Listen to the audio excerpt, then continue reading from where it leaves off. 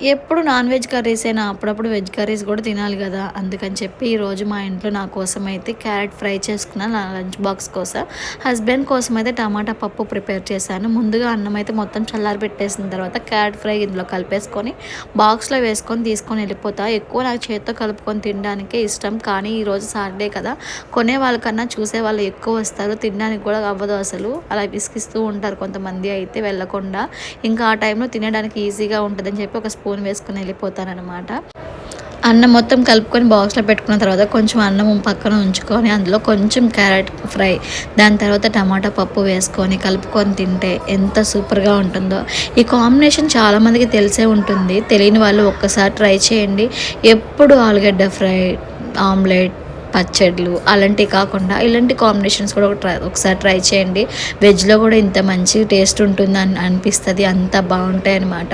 డ్యూటీకెళ్ళి హడావిడిలో ఉన్నా కదా! అందుకే ఫాస్ట్‌గా తినేస్తూ